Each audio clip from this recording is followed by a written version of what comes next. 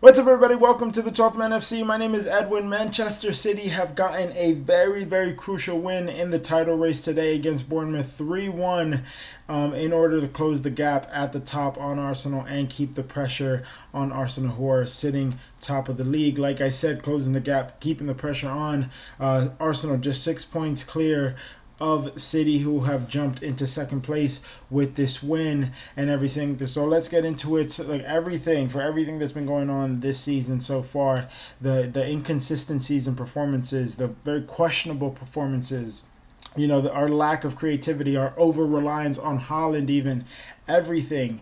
Tonight was one of the best performances that I have seen from the team this season so far, if not the best performance so far. The last match in the Carabao Cup against Swansea was arguably one of the best performances as well, if not the best performance for City this season, and that was a fully rotated squad. So everything today was just absolutely perfect, and it needed to be, barring the one goal that we let up via Donnarumma error from a corner kick for Bournemouth. But besides that, everything was just absolutely perfect. The way that we set up defensively, offensively, everything just worked out to a T, and it went to show just how well prepared we were coming into this must-win match. I mean, the system that I saw Pep employ today was completely new, and it was definitely experimented with, and it worked out, and it was amazing to see because of how well it worked out. I never expected Jeremy Doku to play such a central role and thrive the way that he did tonight. The most duels won, most chances created, most dribbles completed tonight out of all players on the field, and he only played 73 minutes as well before making way for what's his name, Tijani Reinders. But Cherki as well, adapting to a new role for City as well, and it was half of what I was expecting his ultimate role to be at the club in general, as a whole during his time at the club, however long that's going to be. He played very narrow as well, and I was expecting his transition in the type of play that we're going to see him kind of like become for City is, while we're on the ball, the way that we're set up, he would tuck in the way that he did today, play that inside forward role, replicating a very similar to Kevin De Bruyne type style of position, coming in from the right wing, being the inside forward, tucked into centrally, creating loads of chances for the attacking players on the team, for Erling Haaland, getting himself into good areas on the pitch for goal scoring, for rebounds, whatever, just creating chances off rip, nonstop. And then while we're off the ball, him kind of reverting back into that right wing position. However, that was not the case today. Both Jeremy Doku and Ryan Cherki were held narrow and very central in the attack and also in defensive position as well. But so yeah, let me not get ahead of myself too much. So yeah, the setup for this match coming into it was just spot on. Like I said, defensively it was very, very executed. It was executed very well, barring the corner that we let up. But one could argue the fact that given that our goal came from a corner, or the goal that we conceded came from a corner and also a Donnarumma error, you can say that the system worked absolutely perfect, because we neutralized all of Bournemouth's attacking players. We neutralized Semenyo, we neutralized Brooks, we neutralized Tyler Adams, barring he did get the goal, but again, it came from a corner kick and a Donnarumma mistake. So everything worked out to a T and just how it was supposed to. We forced Bournemouth to play in a way that Bournemouth have been playing, a fair amount of the time this season so far, and that is to play very direct from, in the build-up centrally from their center backs, playing direct balls into their wide attacking players, i.e. Semenyo and whoever is occupying the right side of the field for them, and so on. We forced them to only have to take that route. And we were very confident in our players defensively when it came to the physical battles, one-on-one. Mateus Nunes absolutely putting in a remarkable shift tonight.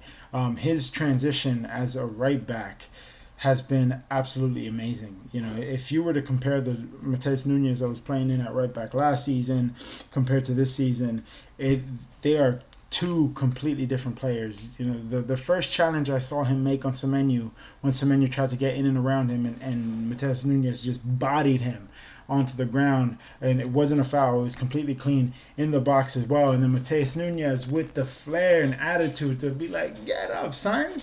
What you doing, boy?" And then play a ball forward. That was just absolutely amazing to watch. Like everything, we had that whole entire performance locked down. And like I said, confident in our players for the defensive one-on-ones physically as well. And then we did have the advantage in the midfield as we would overload the side of the field that the ball was on, given the fact that we're playing so narrow. Bernardo Silva, Phil Foden, and Nico Gonzalez, the three of them played so well together today in the midfield. They locked it down completely. Phil Foden, this entire season, has been putting in great defensive work and effort all season long in this new role that he's kind of like taken on this season completely, which is the new number 8 role. We've seen him play there over the years from time and again, every now and then, but we're used to seeing him primarily as a number 10 or playing out on the wing, and I feel like the times that we have seen him play centrally in midfield, we would kind of think that that's probably where he's best suited. It just doesn't seem like he's fully trusted there, and I think his evolution has blossomed into what it is this season, where he's now given the trust by Pep Guardiola to take on that number 8 role and just take it in stride, and he has been doing so. And tonight he played the perfect match in that position on the night that he becomes the youngest City player to reach 200 Premier League appearances for the club. So it was just absolutely amazing. I'm completely buzzing off of that win. If you can't tell, I'm like rambling. I'm all over the place. I'm like getting ahead of everything that I want to talk about, but it's just because of the fact that I'm just so thrilled with the performance that we had today. I'm thrilled with the 3 points. I'm thrilled that we're keeping the pressure on to Arsenal and everything. So yeah, but let me get back to the main points that I wanted to talk about. That defensive shape, talking about how we were confident physically and everything, and then overloading the ball side, which gave us the advantage in midfield. We didn't give Bournemouth any attacking options centrally because of the fact that we forced them wide and had the overload on whatever side of the field that the ball was on. And then, when it comes to, I guess, like the attack and everything, Jeremy Doku today proved and showed that he is an integral part to our attack going forward, and he needs to be included more often into this lineup because of how well he did today. And his role surprised me completely. I was not expecting in the attacking shape on the ball for him and Ryan Cherki to still play central positions on the field as our wingers. Like, there were times as well where Jeremy Doku, as the left winger, would literally be on the right side of the field, just tucked in so central to the point that he was basically a right winger as well. He was given so much freedom today. He had the license to just free roam. If you look at his heat map, it is absolutely insane how much area he covered, how all over the pitch that he was, and it worked out to perfection. He played that role really well, and it's shocking because we're so used to seeing Jeremy Doku hug the touchline, drag defenders down the line, and then once we get into the attacking third, once he gets into the attacking third with the ball, he produces his bit of magic, cutting inside, finding an opponent, crossing it in or something into the byline, crossing in for Haaland, whatever the case may be. We're so used to that being his game. I wasn't expecting him to get the free roam license today and to thrive in it. Like I said, most duels won, most chances created, most dribbles completed as well. He had an absolute field day, and I think that is going to be an integral part going forward because of the fact that we have been lacking so much on the creative side of things, on attack, just overly reliant on Haaland to get the goals. And we saw last time out against Villa in the league where if opponents could find a way to neutralize him, then we're cooked, we're done for. So it was great to see that Pep kind of found some type of, hopefully is the solution going forward, where if we're all going to be fully relying on Haaland right now, primarily we're giving the players the best chances to put him in behind and everything, and then also with the way that Ryan Cherky played his role as well, getting 2 assists today, also in his last 2 appearances, including today. So in his last 2 appearances, 3 assists, 1 goal as well. Him being added onto the side adds so much attacking threat as well, and it's something that we need.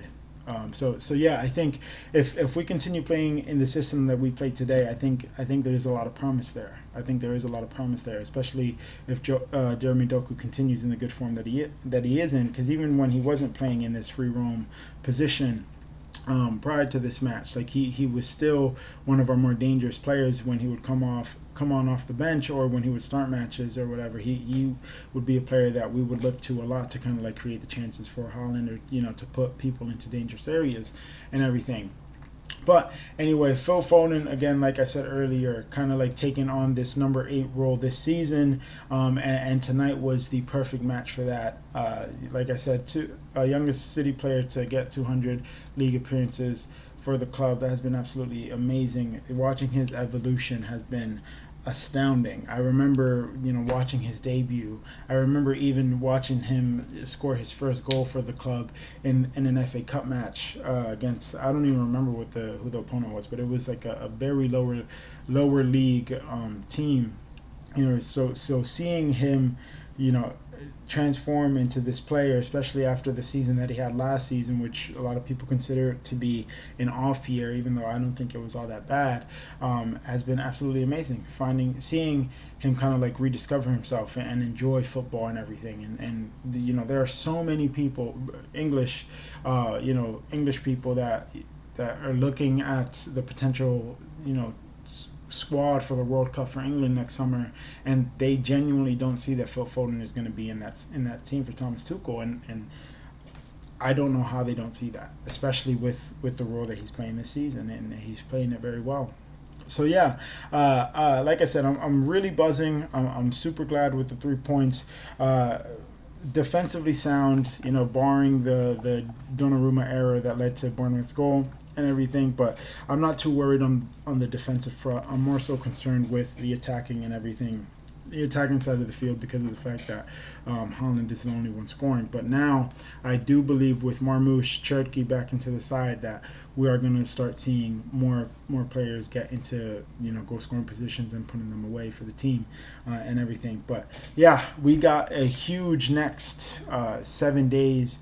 With the Champions League match versus Borussia Dortmund, that's going to be a huge one. I don't know how strong Pep is going to go for that match in terms of lineup and everything like that, considering the fact that we have Liverpool in the league next Sunday, and that's going to be a very, very decisive match. I think I've said it before. I think the winner of that match is going to ultimately go on to challenge Arsenal for the title. So yeah, in terms of Arsenal, like I said, keeping the pressure on them is immensely important. I've said it before as well in previous videos, because going into the season, I didn't think that City had any chance of winning the league, or possibly even competing for the league, because of the fact that I knew that this season was going to be a massive rebuild season, and everything was going to take a lot of work, getting the puzzle pieces in place and everything, and just getting the flow of all these players playing together for the first time. There were so many, revamps to the squad, with Kevin De Bruyne leaving, Julian Alvarez being gone and everything, and then bringing in Cherky, Ain't Nori, Tijani Reinders, Rodri being out injured, and him, getting the injury last season. One player just completely demolished the team spirit and the way that we set up and the dynamic on the field, and you saw the impact that it had. So I wasn't expecting much this season, but I said at the start of the season, once I think the first 2 or 3 matches were played, that if City could find themselves in and around the conversation, just keeping up to pace with Arsenal and Liverpool, you never know what could happen. And the fact that, although yes, I've kind of like exaggerated on the performances and everything, and it might have been reactionary, I still think that in hindsight, it's actually not as bad as I thought it was. The only thing that's actually concerning is the lack of goal scorers on the team besides Holland. That is the only thing that I think that we need to improve on.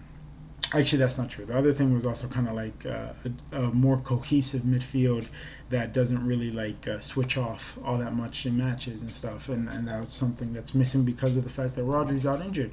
But I think Nico Gonzalez has been putting in a great effort into kind of like playing, getting into that role and holding it down until Rodri can be fully match fit again and everything. But yeah, anyway, I digress. Yeah, keeping the pressure on Arsenal, just keeping the pace and everything, keeping up to pace with them. You never know what could happen, because come March or something, then Arsenal are going to start feeling the pressure if we keep up with them, if Liverpool can keep up with them. Right now, they're good. They're 6 points clear and everything. They're going to keep the lead at the top. That's all fine and well, but eventually they will start feeling the pressure. And if City could keep up, it's a mind game. It's a mind's game then, because City have been here before. They've done this numerous times. The 2018-2019 season, Liverpool lost just one match that entire season, and it was to City. And we still pulled off the league somehow. And Liverpool had like the second highest league tally in Premier League history, or something like that, and they still came second. So you never know. We've done this numerous times. So if we could just stay in the conversation, keep up the pace with Arsenal, just keep them, on their shoulder, whatever. We're on their shoulder. They're constantly having to look back. Like, it's theirs to lose, and the pressure will mount eventually. But okay, guys, I will see you sometime this midweek after the Champions League, if I have time. If not, I'll see you for a preview of the upcoming weekend in the league and everything. I do have a episode 3 of my career mode with Wrexham on EAFC 26 that is dropping tomorrow. So please look out for that. Go to my gaming channel. I have it linked up here, as you'll see it at the end of this video. But yeah, I'll see you guys on the next one.